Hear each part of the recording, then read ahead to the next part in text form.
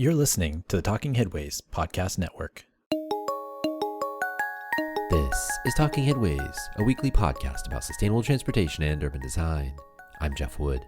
This week we're back live for another show from Manny's in the Mission, featuring Streetsblog SF editor Roger Rudick, interviewing California High-Speed Rail Authority CEO Ian Choudri. They chat about reducing costs, systems in other countries, and take questions from the audience. Stay with us. Today's podcast is brought to you by our super wonderful, terrific, amazing Patreon supporters. We appreciate you all keeping this show and Mondays at the Overhead Wire going. To join this merry band of city wizards and transportation experts, go to patreon.com/theoverheadwire. $2 a month gets you some stickers and a handwritten note sent with a cool train station stamp. $10 a month gets you one of our transportation scarves. We've also got some bonus material up there, so check it out if you haven't already. And speaking of scarves, the heavyweight net bike scarf is back in stock.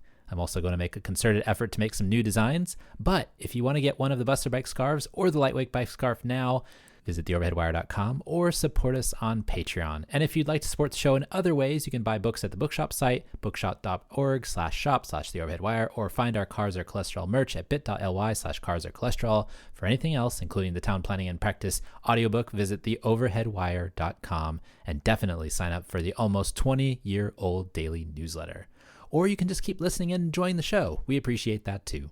You can also find us on Blue Sky, Mastodon, Threads, Instagram, Flickr, YouTube, Substack, and LinkedIn if you want to connect, usually at the Overhead Wire, but with Flickr, it's Transit Nerds. Some great stuff coming up, so keep on listening and enjoy the show. A quick note for Patreon supporters. I've set up an ad-free podcast RSS feed at Patreon. This means if you want to listen to the show without ads or promotional episodes in your podcatcher of choice, you can do so by heading over to your Patreon account and getting the feed there. I'll post instructions in the show notes of how to do it. And if you aren't a Patreon supporter, you can do so by going to patreon.com/theoverheadwire. Even just $1 a month gets you our podcast free of outside ads. That's patreon.com/theoverheadwire. What if tackling climate change starts with rethinking who holds power? I'm Candace Lewis-Wilson, Senior Program Director at Center for Public Impact. And I'm Gabrielle Barron, Senior Program Manager in the Climate Action Team at the Centre for Public Impact. We're the new hosts of Reimagining Government. In Season 4, we're exploring what happens when those too often excluded from decision-making lead the way. Across 6 episodes, we'll spotlight leaders who are transforming how we respond to the climate crisis. They're redesigning cities, challenging climate colonialism, defending the Amazon, mobilizing global activism, and bringing youth voices into politics and policy. At its heart, this season isn't about carbon emissions. It's about power, who has it, how it's shared, and how reimagining leadership from the ground up can reshape the future of government for everyone. Subscribe and listen now, wherever you get your podcasts.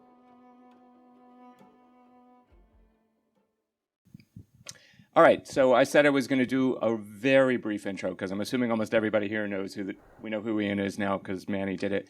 My name is Roger Rudick. I'm the editor of Streetsblog San Francisco, which is a blog that covers all things transportation. I have been covering and writing about high-speed rail since forever. I realized I have interviewed 4 CEOs of the High-Speed Rail Authority.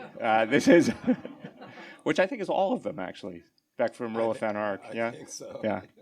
Okay, so let's jump in. So the governor signed, and I have to write the numbers down, SB 840 and AB 1207. Got the 2 right ones for cap and trade? Yes. Okay.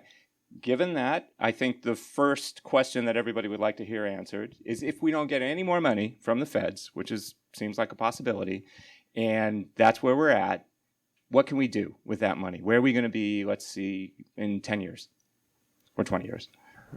Not 20 years, but I can tell you where we will be in 10 years from Okay. now. We were looking, I don't know if you read our business plan update report that we put forward, I think in 3 months ago. And we laid out the roadmap of what we can do with what type of funding commitment we need from the state. Governor supported our approach, and we got this $1 billion, 20 years, roughly. That's what we got. While we were doing that, we were also engaging with the private sector. And we were asking the same question to them. Hey, if we get 20 or 40 or 50 or 100 billion, what is that you can invest as private sector? And we started that in January this year, and we got the responses back. So roughly we are talking about $20 billion plus what we currently have, plus what private sector can invest, the amount of dollars that can get us the Central Valley section built, and then get us out of Central Valley to population centers.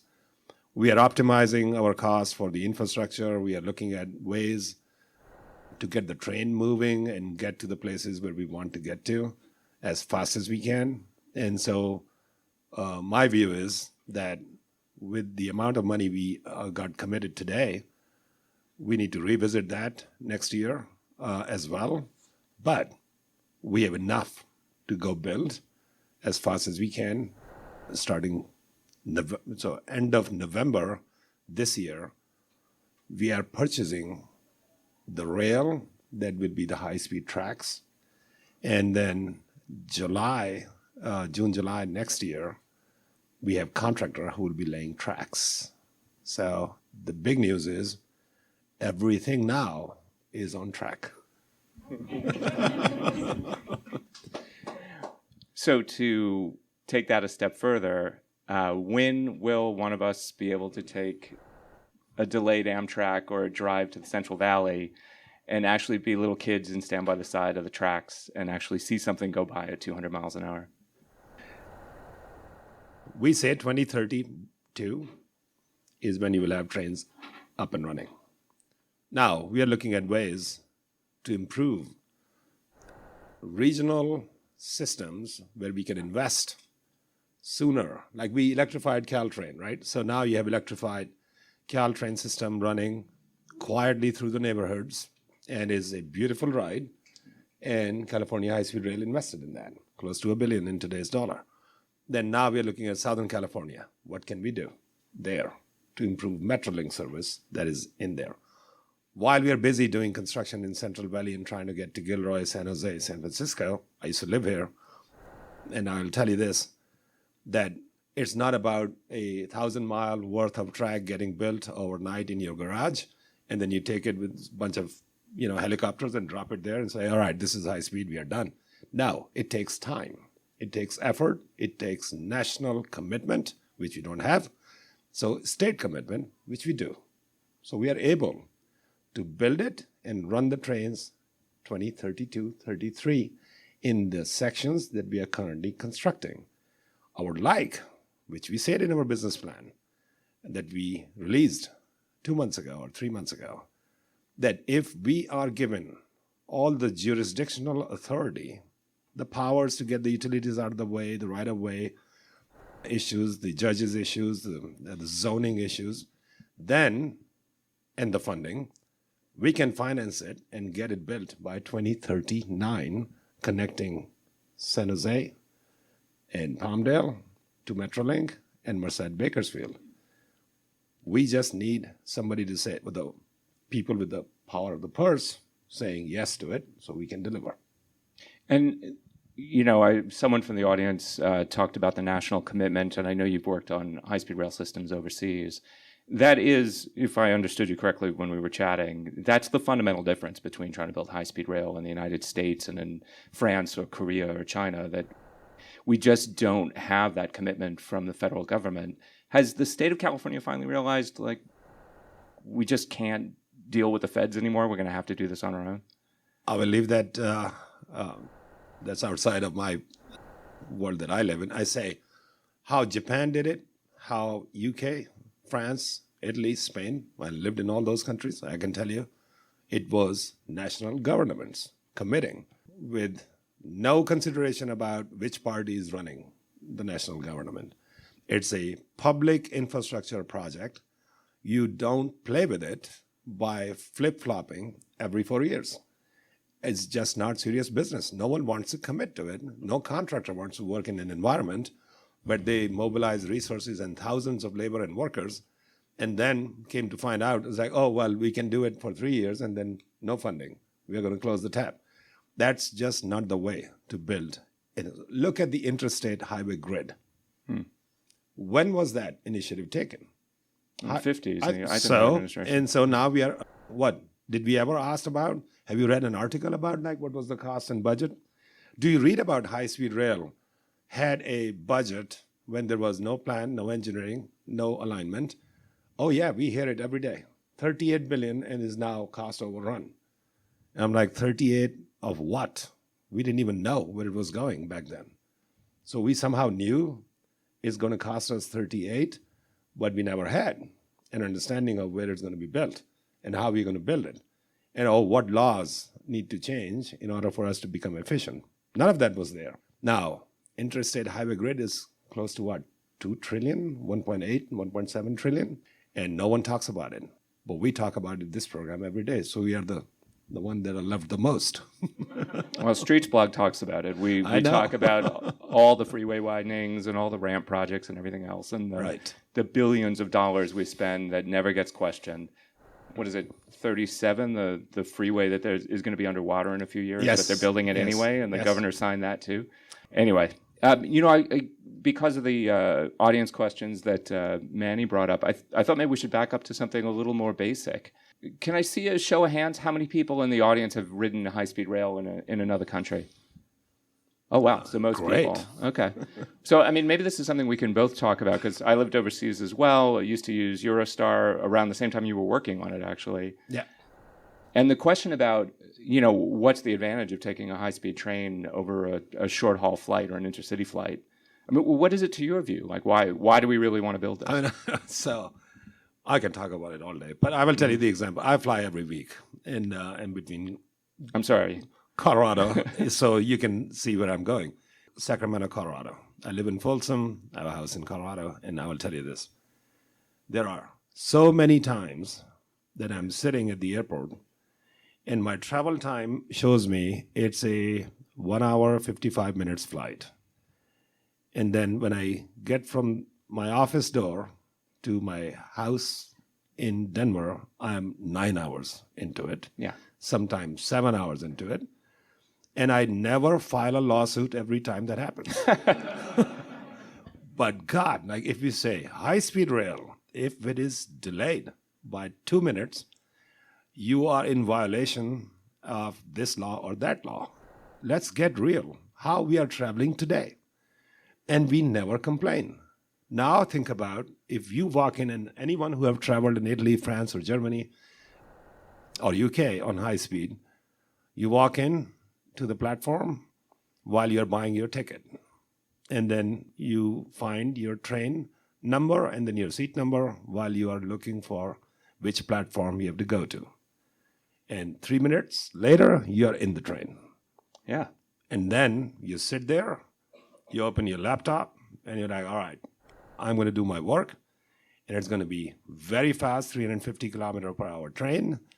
And I'm doing that while I'm saying, okay, I'm bored. I just want to go walk and see my friend over there and have a chat with him, or we meet in that bar car.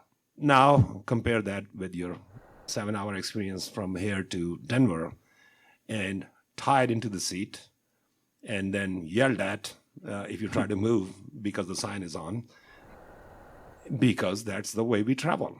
And we never question ourselves why. We have no high-speed rail, and we have been talking about it since 70s. Yeah. And we are visiting every country that have high-speed rail. We visit, we come back, it's like, you know what, we should do it. But we never. Yeah, I wonder if the audience realizes he's not exaggerating. The Johnson administration had a high-speed rail project, the Metroliner project in the Northeast. But just like we were talking about, they never truly invested in it. So they built some trains. We're almost now with the new Acela sets on the East Coast getting to the point that we wanted to hit. I'll take an exception to that. But oh, really? Yeah. Okay. So Acelas are running at 125 today, right? Northeast Corridor has been in the works. What was 1800 something? Yeah, forever. Right? Just and Pennsylvania Railroad back in the day. Yes, and we are going to connect it, and we're going to run high speed, and 260 plus billion into it. The maximum speed we got is like 160 for a minute or two. 160 is the testing speed, but the tracks and the structures would not allow you to go over 125. And that's the net result of our investment in high speed. 260 billion over 100 years, and it's still not there. This program that we are looking at in California have spent 14 billion only today and have 120-mile civil construction done, and we are ready to lay tracks by the end of next year.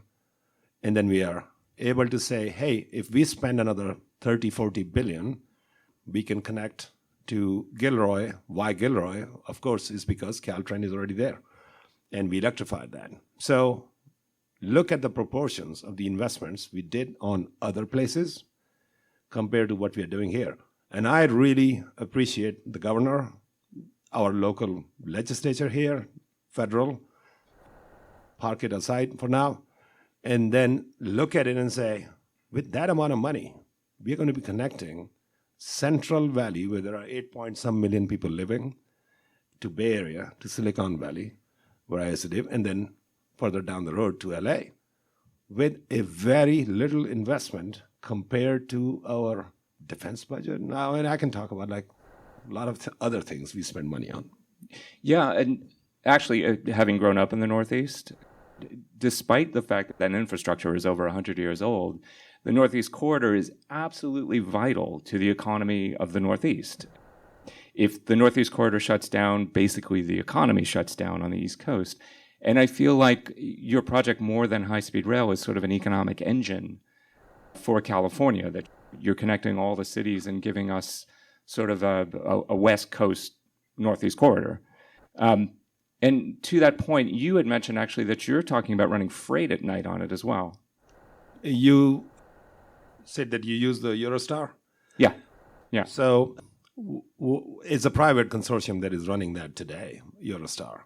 But back then, when it was built, it was high-speed connection between France and UK. And I came out of UK and then went on the French side and as a field engineer, and I didn't even know how to look at the drawing, but I was in the tunnel that they were digging from both sides. By the way, that was a little more challenging than what we're trying to do in California, despite what you might have read. So. We were under the ocean, and we had to make sure that it was tough work. Two countries will align in the middle of the ocean, and we will not miss each other by like half a mile. I think it was like 6 inches off when they finally connected. No, it was 2.5 or 2/3 of an inch. It's like I gave them too much credit. Very close. Okay. And then we had to pull back the machines and then bury them in under the ocean bed because there was no way to take out these machines. And so we're like, all right, we'll see how it goes. And it worked. The French talking to the Brits in the French-English, and then the Brits talking to them in English-French. It all worked, and we were able to do it. Now, look what they did after that. Private sector came in, and they were like, well, how do we utilize this corridor that got built for passenger rail?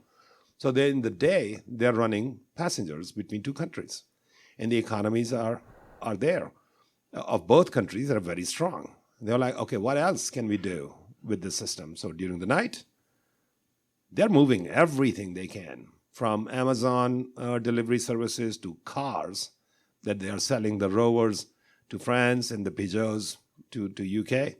They're doing all of that trade during the night, every night, for years and years and years. Why? Because simple concept. You are moving passengers during the day. It's a highway. Do you really want to shut it down and curfew it during the night? No. That was the plan for California, wasn't it, for a long time? Yes. Yeah. Yes. And we are saying, well, no. Let public who paid for it benefit at the maximum from this system, and not just stop at one place and say, well, they paid for passenger high-speed rail. They should not get their money back by other sources. Well, I'm saying, pay back as fast as you can what you borrowed from taxpayers. And in our plan, you will see 2075 is the break-even point where the system starts paying back. And we are done if the power of the purse people give us what we need.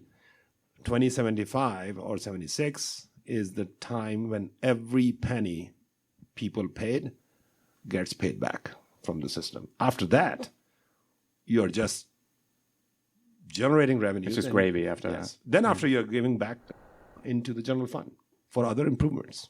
And in a lot of countries, I'm thinking France, Japan, they built these initial core segments, right?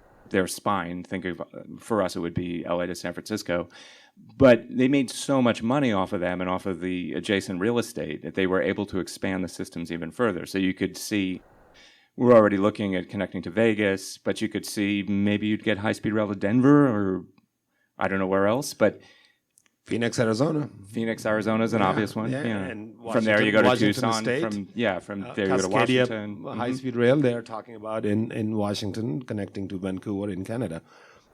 Yes, opportunity. This is how Japan started it. 1959, when they started it, the next town, which was about 34 miles or 35 miles away, that was a small farm town, and the population was very small. Once the high speed got connected and went through that town, today it's a metropolis.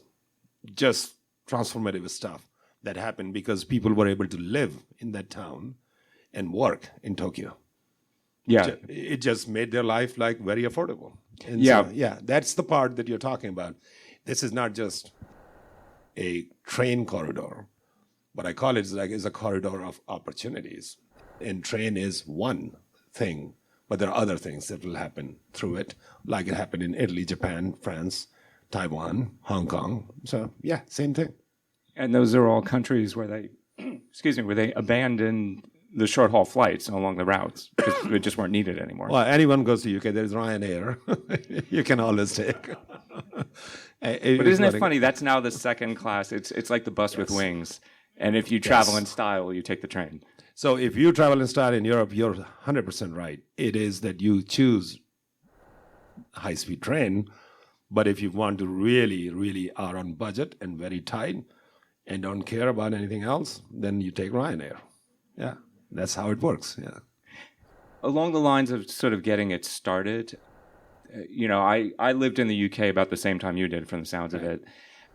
And I used to take, we're going to get a little engineering geeky here, so bear with us for a second. But the original incarnation of the train between Paris and London, Margaret Thatcher didn't want to invest in high-speed rail to the coast. So the train used to go through the tunnel. It'd go through France at 200 miles an hour, go through the tunnel, and then come to the surface and just join sort of the regular commuter train. So it was going 80 miles an hour, 90 miles an hour, which is fast by American standards. By European standards, it's a slug.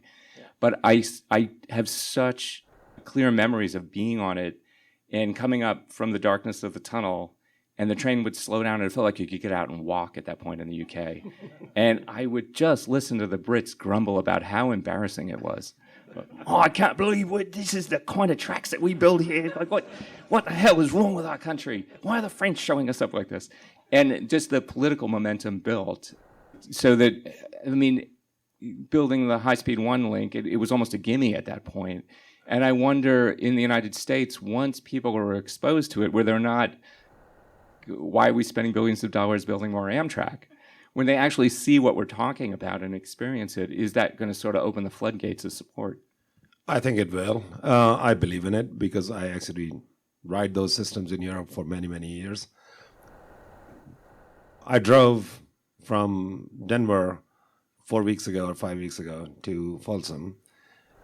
That took me about Folsom, Sacramento. So I had to bring my daughter in, and she is going to high school there. It took me about 14 and a half, 15 hours because I had to drive her car. And so then I looked at Amtrak's schedule. If I take, and I told her, it's like, hey, put your stuff in the Amtrak and then take that train. It was 2.5 days to get here. So I'm like, okay, that option is not on the table. Because they're from the time of Calistoga wagons. I mean, they're...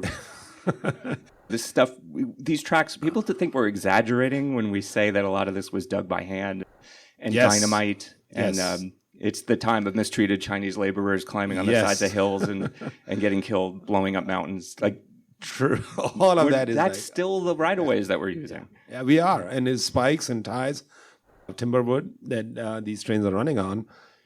And really, that's not the way to travel interstate or within the state of California. I mean, imagine Italians today within the country, and I'll give you this number, and think about it. I don't think that country is way bigger than California state. They're moving 578 million people on their rail network every year. And look at the Amtrak number, how much they're moving. Yeah. So For the entire country. Yeah. For a country the size of the U.S. Yes. Yeah. So you can see why that is working, because well planned, well executed, well funded, national government is behind it, provinces are behind it, and people value it. Taxpayers want to spend money on that because they know that this works.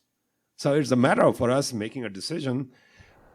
If we say all yes, which is what we got this time when the legislature said, hey, 20 billion, let's go for it, see the results, and then you will see the momentum that people will be like, I want more of it, because this makes sense. When you get in the train in 3 minutes and you get out of the train in 4 minutes, and then your next ride is right there. A scooter or Uber or Waymo or whatever you want to use is all there, right there. I think this is what the automobile companies and airlines are afraid of.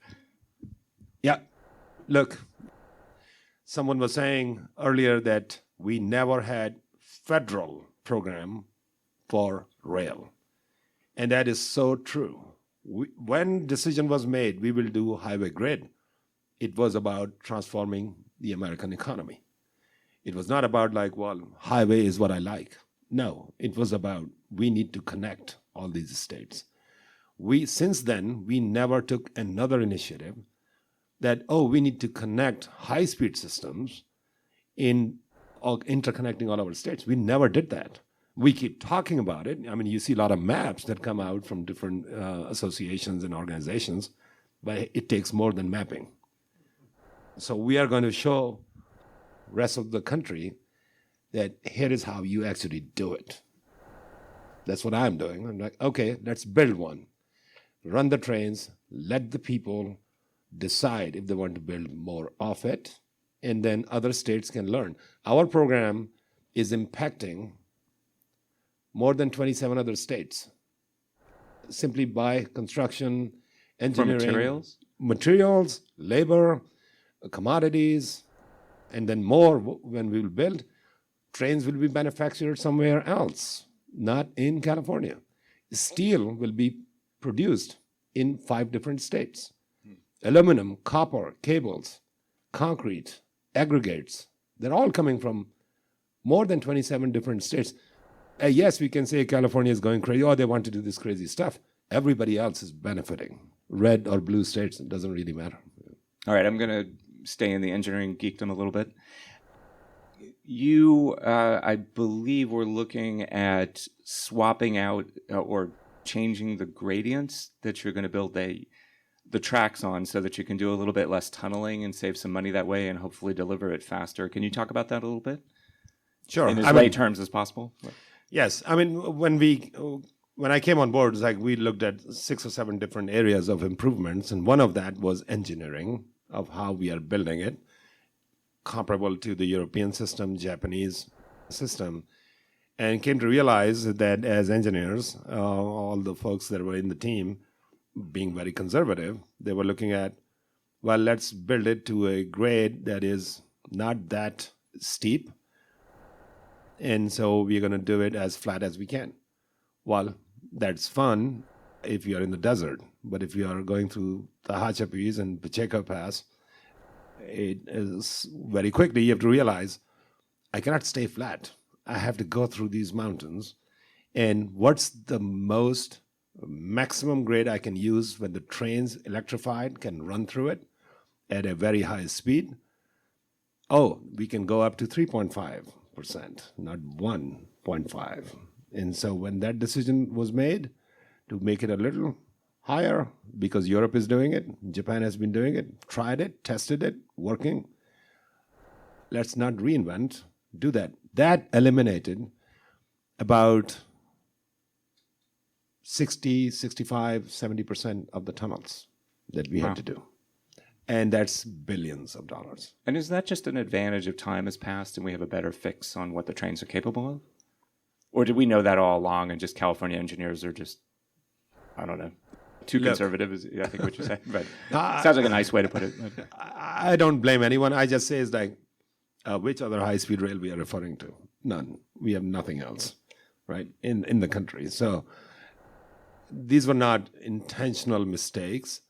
These were lack of checking because we don't have another high-speed rail in this country. So we were using highway, bridges, or freight rail design concepts, which is all what we know. And so we fixed it. It took us 4 months to realize that this is a big mistake and improve the cost structure. When we put our plan out, we said we saved $14 billion optimizing cost by changing design standards and criteria, bringing them up to par with the European and the Japanese. We are not saying that this is just made up stuff. This is real stuff. You have to tunnel 16 miles and now you have to tunnel only 3. And that's just because of correct standards are being used. And that's what we're doing now. Yeah. Yeah, I was an exchange student in France as well when I was in high school. And I even back then, I would marvel when I'd look at the tracks and you could see them kind of, I mean, not quite like this, but a lot more than you'd see in the U.S. because the trains are just very light and very powerful. I mean, take the line between Milan and Bologna, or when you're getting to Milan or going towards the mountains in Bologna, you are going through tunnels and tunnels for a very long time. But grades are maintained. And then when you are coming out, you're going over highways, and you can see it's like, oh, the bridge goes up like that and goes on the, so 4% grades. And they optimized infrastructure costs. And that's what we're doing now. I wonder, is there some opportunity, because I know, you talked about the timelines. In France, I know when they have a little village, or I think they've now electrified everything, but they used to tow TGVs, their high-speed trains, off of the main lines to smaller communities with a diesel locomotive. I think just for political support. No, we are doing it here. Yeah. Do you know how do we go from San Jose to Gilroy? Are you talking about towing the high-speed train with a diesel? Well, right now, how do you see it's happening? Caltrain stops at San Jose, at Dearborn Station. And you transfer over to a diesel train. Yeah. You don't. You shunt it. Why? Because Union Pacific owns the rights from there to Gilroy. And so you have no way to electrify a track that is owned by the Class 1 freight railroad because they run their diesel locomotive freight lines and they don't want electrical wire on top of them. Yeah. There's nothing physically stopping them from doing it. They're just difficult. They think they have done the R&D or the research that tells them the electromagnetic interference with their communication systems on their locomotive. That's at least what they say. So they use different freight trains than on the Northeast Corridor? That's CSX. Or the Caltrain right away, for that matter. But under Caltrain, no, but Northeast, you're right. Yeah. They're running under the wire. Yeah. That's some very interesting research they've done.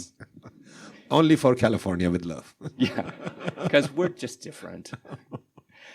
Yeah, actually, how are we doing on time here? So I brought my phone out not to check my messages, but yeah, we're in Q&A time. Thank you. Manny, do you have a... sounds like Deep, you've got a question. Why don't we go to you? Let's do one. Let's do one per person. One per person. Thanks. I appreciate all of the insight, especially in what's working in Europe and stuff. But I'm desperately interested in what is working here and what can work in the U.S. So I'm wondering, do you have any thoughts of, okay, great, we are struggling to get ours off the map, and I appreciate all the efforts to make that a winning struggle, and I appreciate you being head of the struggle. I want to know, do you find any synergies and ideas to help jumpstart our efforts here? Like, is there some way to help ASILA succeed in the Northeast to help us get ours? Is there some way to get Brightline's success going to Vegas be a jump starter for us to get the real will and the real ability to get ours going? You talked a bit about how if all of these magic things line up, we could get there by. What do we do to make any of those magic things happen, and what can we leverage that might work? So yeah, you have like 3 or 4 questions in that. We literally are not looking at how Brightline or any other high-speed train builder, contractor, private sector will do first, and then we will set an example. So the reason is simple. We found when I came on board that what we were doing for the last 10, 12 years, 15 years, we could change and do differently and put our head of a private sector on us and say we should do it better than what we were doing before. So what happened here is Acela in Northeast have a challenge that is not about the train, can you push the pedal and can go fast. It's about the geography and the corridor, the way it is set, with all the kinks and curves. And so you buy a high-speed train, but you want to run it on a very curvy road, then the train is not the problem. The problem is your road is not straight enough to run at the highest speed. So that's the Acela issue there in the Northeast. On Brightline, look, great investment plan, 2008, 9, 10, change hands from somebody to Brightline investors, and they're our friends, and we are working with them to interconnect between high desert corridor and high-speed rail, so people from San Francisco can go all the way to Vegas by changing one seat or two, which compared to airline travel, you change 5 before you get to your destination. So let's get real. Why this high-speed train have to come all the way to your backyard? No one does it. So how can we do it better is already in place for us. It's not inspirational or some magic trick for us to say, hey, if you check all these 7 things, then we can deliver it in 2038, 39. The legislature have taken the first step by allocating significant amount of funds at the state level. What everyone can do is talk to the folks that represent that if investment, and by next year we are laying tracks, and 2031, 32 we are running trains, after that, it's just expanding the network. We're not talking about anything else because we already set the example that's doable. Now is a rinse, repeat. Just go do more of it and do it more efficiently. And so I think we are ahead of the game. I would love to find a way to get Brightline built at the same time, within the same time frame, that we will have our trains up and running, which is 2032. They have some new revisions that you probably read in the news, that they have some issues with the cost estimation, something that maybe you're very familiar with what that means. So it went a little higher than they were anticipating. And Ian, to be clear, when you're talking about changing seats, I mean, you're using the same trains or plan to use the same trains that Brightline West will use. So you actually could run a train from Trans Bay or Fourth and King or wherever it's going to end up here to Vegas directly. You can run a service to Vegas. You can run a service to LA. I mean, look, just think about what the Europeans are doing when you travel around, right? You have express trains. You have trains that stop every now and then. You have a train that stops everywhere at every station. Those are different types of service models. And the train and the track is not the one that changes. It's what service you're trying to deliver. If morning service you want to run all the way to San Francisco and have a stop in Fresno and a stop in Bakersfield, but nothing to do with Vegas because Vegas is weekenders who want to go there, then you don't have to worry about that. You just go Palmdale, turn, and then you go straight to LA. Right. But then weekends, you maybe have 10 trains that are going to Vegas. So. And I just remembered I was on the Acela once, and an engineer on the Acela who was repairing things as we were running came up with this great metaphor to sort of illustrate your point about the Northeast Corridor, which is imagine getting a Porsche and trying to run it at 100 miles an hour down a gravel road. I mean, you could do it. You would burn the Porsche down. Your Porsche's not going to last very long. Another question from the audience? Hi. You probably get this question a lot, but what's stopping us from going faster?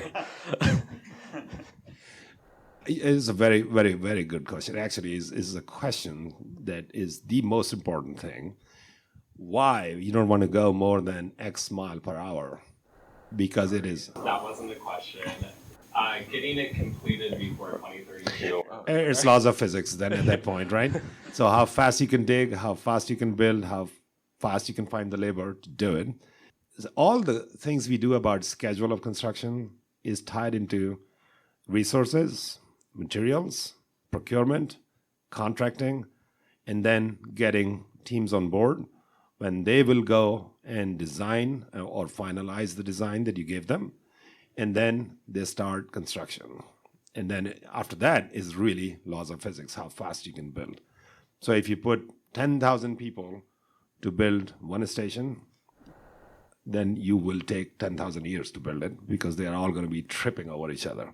But if you may put 200 people to that station, they will do it maybe in 6 months. So is the metaphor that I use was like you put 10 engineers to change the light bulb and give them a letter in a room. Light bulb is the only thing that's going to be crying there because they will not agree how to do it. And they will be still, you come back 2 days later, they will be still there talking about it, which way to do it. So we right size it and we say we want to build it in the right way. When we did acceleration of the schedule, the amount of engagement we had with the industry tells us that it will be 2038, 39 for the whole deal. 2032 is really for what we have committed today, Central Valley, to get it done, which is our test track. So we want to get it done and run the trains so people actually can get ready to say, this is coming now. Okay. So I think it was last year, or maybe 2 years ago, High Speed Rail Authority had a RFP for what the train sets would be, and I think Alstom and Siemens submitted bids, and then High Speed Rail Authority kind of paused on those bids or something like that. There was some conjecture, maybe it was trains.com or I don't remember where it was, that had said that perhaps High Speed Rail would not stay committed to maintaining the same train set geometry as what Brightline has. This is a very nerdy kind of question, but is High Speed Rail still committed to having the same train set geometry as Brightline, such that California trains can stop at their stations and Brightline trains can stop at California stations? And also, how does that work with Caltrain, which has a smaller train body size? Don't know the details of what does Brightline train looks like because there isn't one. Because they need to build tracks first, and then stations, and then train. But somehow we were buying the trains before we had the garage to park in. And so that was the pause. The pause was, hold on a second. When I came on board, I'm like, okay, we will have these trains. What are we going to do with it? We don't have track. We don't have the garage to park. And we don't have electrification done. So which is the right order of things to do? Buy the car, then build the road, and then find the town that you want to go to. No, that's all in reverse. That's know where you're going, and then buy those. So that was the pause. Nothing to compare. High-speed trains are high-speed trains. They have been used and deployed worldwide. So we're not doing a project of R&D. So we're not interested in that. And so if someone is going to go do something unique and they want to put casino cars in there, and that's how they are going to fund, then we don't have that. We have taxpayers' money to give them the service, not adventures. Like we want them to have a comfortable ride, business ride, normal ride, economy ride, like any other high-speed system in the world. So we don't compare to a private sector having different intent and different reasons to do that. Our business case is simple. People give us the money, we need to give them back what they asked for. So that's what we're trying to do. Second, to your second point was, if we have Caltrain on the other end, what do we do with the platforms? So in our plan, just so that everyone understands, when we get into the Caltrain network from San Jose or even from Gilroy, we have investment to build platforms that are right-sized for our system. Even though we will run on Caltrain tracks, when we reach to the station, the platform will be separated. And that's very typical in almost anywhere in the world where you have high speed. You cannot make trains all the same size. But the height, I assume you're going to get platforms that'll be the height of the cutouts on the Caltrains. Does everyone know what I'm talking about? Okay. So the heights may be different. London Tube, and now I'm going to go down into the metro. Different trains, different platforms, different ways to move. It's seamless. What you want, people, when they're moving, they don't feel the difference from one point to the next or one train to the next. And that's engineering. And we want to make sure that we are going to deploy the same historic engineering methods to make sure when people are walking away from one train and getting into the other, they don't actually know what the difference was. One is 48-inch high platform, the other is 26. It doesn't matter to them because they don't feel the difference. And that is how it is done across Europe. The 40,000 kilometer network you have in Europe, in 28 countries, the trains are running seamless, but the platforms are not. And you never noticed that. I noticed it. A lot of stepping up and stepping down. But yeah, hi. So I saw the recent board of directors meeting online, and I saw the civic leaders of Merced give their plea to be included, because I know that there's a plan now on the board to come directly to the Bay Area and to leave off that $3 to $4 billion jog up to Merced, which seems like the only sensible thing to do to prioritize a connection to 7 million people over 1 to 100,000 people, and I know that that's part of one of the ideas in the supplemental report. I'm geeky enough to have read this stuff, but so you're welcome. But and so I was very interested in that because it just seems like the most obvious thing you could possibly do. Yeah, I never understood that Merced connection when and that being a part of the idea of accelerating connection to the Bay Area. But we've also seen in recent weeks, the Brenner Pass tunnel, for instance, just got completed after 17 years of tunneling, and the BART tunnel has been approved. But apparently the boring machine has already been built and paid for and is sitting in Germany, according to the reporting, and waiting to be used. And that tunneling isn't even going to start till 2029. And I guess the tunnel boring, it's like 2 miles a year, right? I mean, funding isn't going to make those machines go faster, right? It's like there's a time bound, right? There's like we start the tunneling and it's going to take X number of years to finish the tunneling, right? So I'm wondering if in this connection, this accelerated connection to the Bay Area, which is very exciting, and I think if people understood what that was about, there would be a lot more excitement about it, because you connect San Francisco to Bakersfield, and even that's like 75% of the value, the benefit of the whole Phase 1 system. If you go to Tehachapi, that's like 95% of the value. But it's all about the Gilroy getting to Gilroy. So I'm just kind of curious what the authority is doing now to, what's the level of priority to like really zero in on that tunneling aspect, because that's the thing that's going to hang everything up, isn't it? Yes. Tunneling is cost issue, and then also physical challenges, as you said, takes time. Normal tunneling, the average comes out to 60, 70 foot a day. Construction you can do. Mining and lining operations, 8.6 or 9 meter diameter, which is roughly 24 to 27 foot diameter. You can do about 60, 70 foot a day. That is just the speed of the tunneling. Now, it's not because they cannot accelerate tunneling. It's not that. It is what to do with the surplus earth that is coming out. And if you are in downtown San Francisco, what are you going to do with it if you want to drill it fast? There is someone that you know who wanted to go 700 foot a day.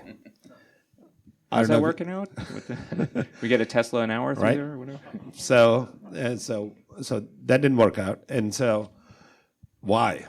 Because you cannot have a truck coming out of a tunnel every 30 seconds in the mix of all the traffic you have. So tunnel machine builders, after 200 years, realize that it's not the speed that matters. Let's stabilize everything else that goes around tunneling in the dense urban areas. And then if you're out in, like we are doing in Tehachapi's, for example, or in Pacheco, you will not find a tunnel machine builder who will say, just because you're running in this mountain, I will build you a different machine because I really like you guys. No, it's a BMW catalog car. That's what you're going to get no matter what you do. That's their business. So when we came down to how can we reduce tunnels on the program, we are looking at the reservoir that we have past Los Banos. We're looking at that as like, are we doing the most efficient way to construct it? When we change the grades that we were talking about earlier, we realize also maybe the alignment could be in a little more flatter area. And so our tunnels went down in that section, from 16 miles of continuous tunneling today to about 3.8. And 3.8, 70 foot a day, way faster to do it. And if you have a continuous tunnel for a long, uninterrupted part, that segment, you have to put all the fire life safety systems in place to make sure that you have evacuation path for people, because we are in the tunnel for a very long time.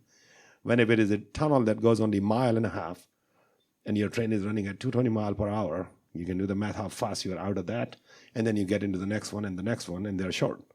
So what we did when I came on board is like look at all of those aspects and cut short these very intrusive infrastructure decisions that were made in the past and to improve them so we can build it faster. That's how we are looking at it, the entire program. I don't know how we are on time. It's 7 o'clock, but one more question? Okay. Right there. My question is about, so when the project opens, the areas around the stations are going to be some of the most valuable in the state, if not the country. And that's great for like Bakersfield, downtown Fresno, downtown Merced. But for Madera and Kings Tulare, those stations are just surrounded by farms currently.